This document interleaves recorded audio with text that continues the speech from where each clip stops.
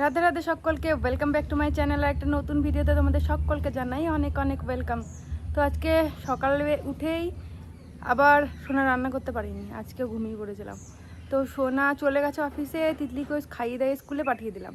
এখন আমি যাচ্ছি বাজারে, বাজার করতে গিয়ে অনেক লেট হয়ে গেল, 10:30 বেজে গেছে। তো যা পাই তাই আনতে হবে, ফ্রিজে একটাও কিছু সবজি ফবজি নেই। আর ফ্রিজে যে অত সুন্দর ভুতুরে প্রবলেমটা হচ্ছে তোমাদের সঙ্গে তো শেয়ার করলাম। যা রাখছি সেটাই বরফ হয়ে যাচ্ছে, আর বরফ হয়ে যাওয়া মানেই ওই সবজিটা নষ্ট। কি ঝামেলায় যে আমি পড়েছি, কবে যে এগুলো ঠিক হবে জানি না। তো চলো বাজারে যাওয়া যাক, যা পাবো তাই বাজার করে আনবো। এমন ক্লাউডি ওয়েদার দেখো, রোদ মদ উঠছে, কখনো উঠছে কখনো রোদ উঠছে না, কখনো গরম লাগছে, কখনো বৃষ্টি পড়ছে, কখনো ঠান্ডা লাগছে, পুরো ক্লাউডি ওয়েদার।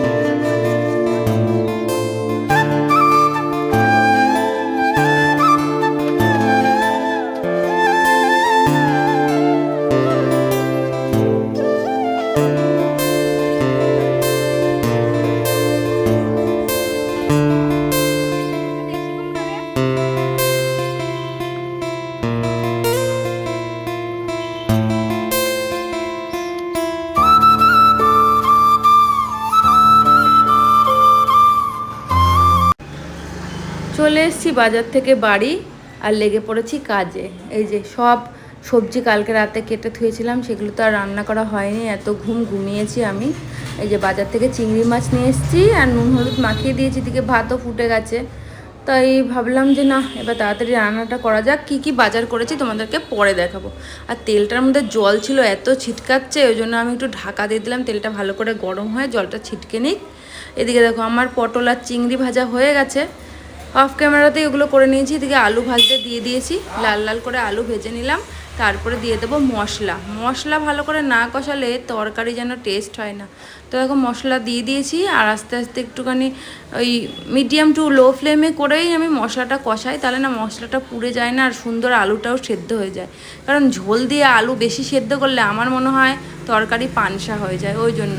তো চলো এদিকে কষতে থাকুক, আর আমি তোমাদের দেখিয়ে দিই বাজারে এনেছি। দেখো সব ওই পাঁচ মেশালি তরকারির বাজার নিয়ে এসেছি। কুমড়ো ডাঁটা, তারপরে বেগুন, পটল, তারপরে হচ্ছে থোর, মূলো, আর এনেছি তোমার বরবটি, আদা, ওইগুলোই এনেছি। এইগুলো দিয়ে মানে সব মিশালি তরকারি রান্না করতে ভালোই লাগে। আর কালকে যেহেতু রথ, ভাবছি নিরামিষই রান্না করব, ওই জন্য এই আনাজপত্র নিয়ে আসলাম। আর সঙ্গে এনেছি 4-5টা কলা। তো চলো এবার আমার রান্নাটা মোটামুটি হয়ে গেছে। দেখো ঝোলের রঙটা আমার বেশ ভালোই লাগছে, আর খেতেও কিন্তু খুবই ভালো হয়েছিল। আমি পটল চিংড়ি অনেক দিনই রান্না করিনি, তাই আজকে ভাবলাম করেই ফেলি রান্নাটা। তো চলো আরেকটা পদ তো বাকি রয়েছে, উচ্ছে আলুর চচ্চড়ি। এবার উচ্ছে আলুর চচ্চড়ির মধ্যে না সর্ষের তেল ছাড়া আমার মনে হয় ঠিক ভালো লাগে না। শোনা বলে কথাটা, যে উচ্ছে আলুর চচ্চড়ি কিন্তু সর্ষের তেল দিয়েই করতে হয়। তো একদিন সাদা তেল দিয়ে করেছিলাম, ভালো হয়নি। শোনা বলছে না, অন্য দিনের মতন তো ভালো হয়নি, ওই জন্য আজকে সর্ষের তেল দিয়েই রান্না করছি। তো উচ্ছে আলু চচ্চড়ি না ওই পাঁচফোড়ন আর কাঁচা লঙ্কা দিয়ে রান্না করে তোমরা খেয়ে দেখো, খুব সুন্দর। বেশি ভাজতেও হয় না, অল্প নাড়াচাড়া করে নিয়েই তারপরে দিয়ে দেবো আমি জল। তো জল দিয়ে খানিকক্ষণ ফোটালেই হয়ে যাবে রেডি। একটুখানি আলুগুলো গলিয়ে নিলেই ব্যাস রেডি হয়ে যাবে। তো চলো একটু ঢাকা চাপা দিয়ে দিই, একটু ভাজা হতে থাকুক।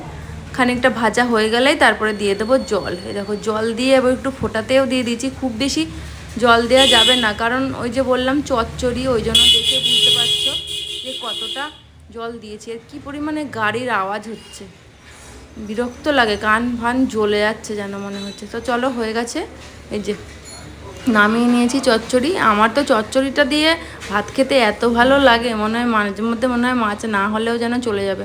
তো চলো রান্না শেষ হয়ে গেছে, এবার আরেকবার ঘরটা ঝাড় দিয়ে দিই। এই টাইলসগুলোতে মনা আঠা ফেলে ফেলে ক্রাফট বানায়, আর ওই জুয়েলারি বানানোর জন্য আটা ফেলে ফেলে কেমন দাগ করে ফেলেছে। তো ঘরটা ঝাঁট দিতে গেলে আমার শুধু মনে হয় কেমন মেঝেটা যেমন কেমন কালো কালো লাগছে, ভাল লাগে না। এবার বাচ্চা কাচ্চা ঘরে থাকলে তো এইটুকু করবেই, কি আর করা যাবে। তো চলো, আমার স্নান ধান হয়ে গেছে তার মাঝখানে, তার মধ্যে বৃষ্টি চলে এসেছিলো। তিতলিকে ভাত আজকে মেখে দিতে বললো, ভাতটা আজকে মেখেই দিলাম ওর জন্য। তো ওর জন্য একটু লেবু রস করে নিচ্ছি, এখন একটু 2 ঘন্টা বাদেই লেবুর রসটা করছি। তো চলো ওকে খেতে দিয়ে আসি।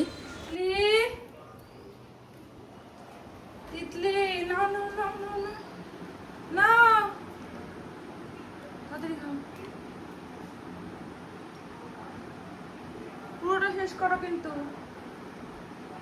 মিষ্টি দেখি,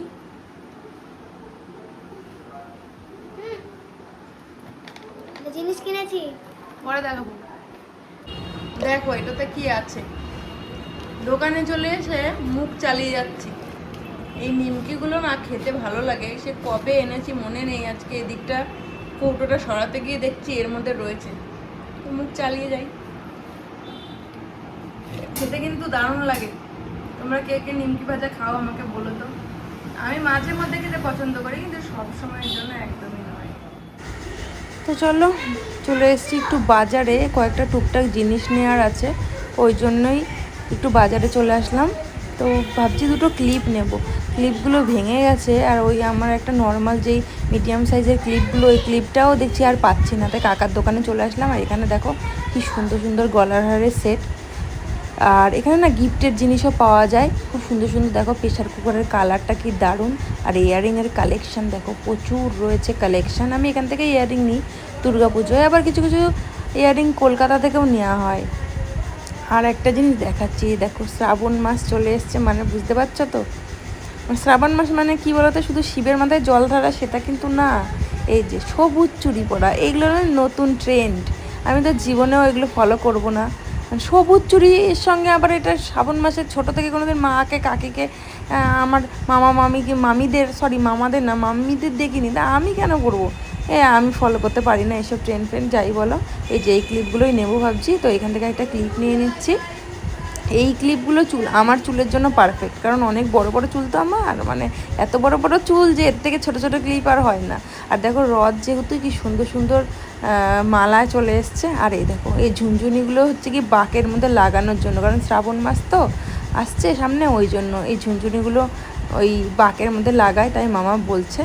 আর দেখো এই সামনের দোকানটাতে দেখো চুড়ির পাহাড়, মানে চুড়ির পাহাড় বলতে কি বোঝো, মানে এইগুলো কিন্তু আর কিছুদিনের মধ্যে আর থাকবে না। এত সবুজ চুড়ি পরবে মানুষ, সবুজ চুড়ি পরে তাদের মনোবাঞ্ছা একদম পূর্ণ হয়ে যাবে। আর চলো একটুখানি ফুলের দোকানে যাব, এই দূর থেকেই ফুলের গন্ধ পাচ্ছি। আমার বান্ধবীর দোকান তো, আবার বলে কি ফুলের গন্ধ পাস, আমি তো ফুলের গন্ধই পাই না এখানে থেকে। আমি তুই তো দোকানে থাকিস তাই পাস না। দেখো কত সুন্দর সুন্দর মালা গেঁথে রেখে দিয়েছে, এইগুলো সব বিক্রি হচ্ছে কালকের জন্য। আর এখানে দেখো মোরগ ফুলগুলোর কালার দেখো, এত সুন্দর কালার। বললাম বান্ডিল কত করে, ও বলতে পারলো না, শুটে দরকার হয়। আর চলে এসেছি সাধুদার দোকানে, সাধুদার রুটি বিক্রি করে আর এখানে ঘুগনি বানায়। তো ঘুগনিটা বৌদি ভালোই বানায়, তো মাঝে মধ্যে খাওয়া হয় আর কি। তো বৌদিকে বললাম ঘুগনি আছে, বৌদি বললো হ্যাঁ আছে। তো চলো আমি একটু ঘুগনি খাবো, ঘুগনি দিতে বললাম। এই যে ঘুগনি রেডি হয়ে গেছে বৌদি, কিন্তু আজকের ঘুগনিটা না আমার সেরকম জুতের লাগলো না, যেমন ডাল লাগলো না, পেঁয়াজ না রসুন না কিছু, না মশলা কষানো, এরকম কোনো ব্যাপারই নেই। তো চলো ঘুগনিটা খেয়ে নিই, তারপরে বাড়ির পথে রওনা দিয়েছি। আর পিছনে মাঠটা এত সুন্দর লাগে রাত্রেবেলা, খুব ভালো লাগে। বাইরে গিয়ে আবার অনেক কাজ রয়েছে। তো চলো বাড়ি পৌঁছে গিয়ে আবার দেখা করছি তোমাদের সাথে। এই যে চলে এসেছি বাড়িতে, আর বসে পড়েছি কালকে সবজি কাটতে। এই নিয়ে 3 দিন পর পর সবজি কাটছি রাতে, কারণ পরের দিন 2 দিনই পর পর রান্না করতে আমি পারিনি। তো সোনার তো আর কী বলবে, ও আমাকে কিছু বলেনি, আমি রান্না করতে পারিনি যেহেতু, যেন কালকের জন্য আবার সবজি টবজি কেটে রাখছি রান্না করব বলে।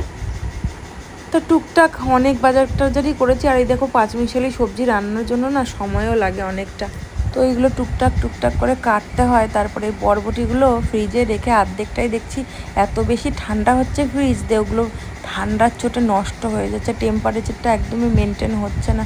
তো চলো ঝটপট করে হাত চালাই। এটাতে দিয়েছি পটল, কুমড়ো, তারপরে বেগুন, ডাঁটা, মূলো, থোর, কচু আর কি, হ্যাঁ এইগুলোই দিয়েছি মোটামুটি। তো চলো আজকের জন্য ভিডিওটা এই পর্যন্তই, দেখা হবে একটা নতুন কোনো ব্লগে। Good night. ভিডিওটা কেমন লাগলো অবশ্যই তোমরা জানিও, ভালো লাগলে একটা লাইক করে দিতে পারো, আর কমেন্টে জানিও কেমন লাগছে। যদি মনে হয় সাবস্ক্রাইব করার মতো তাহলে অবশ্যই সাবস্ক্রাইব করো, তাহলে আমার ভালো লাগবে। আর সাবস্ক্রাইব করার পর বেল আইকনটা অবশ্যই তোমরা ক্লিক করে দিও, তাহলে আমার ভিডিওর নোটিফিকেশানগুলো চলে আসবে। তো চলো আজকে আসি, টাটা, গুড নাইট।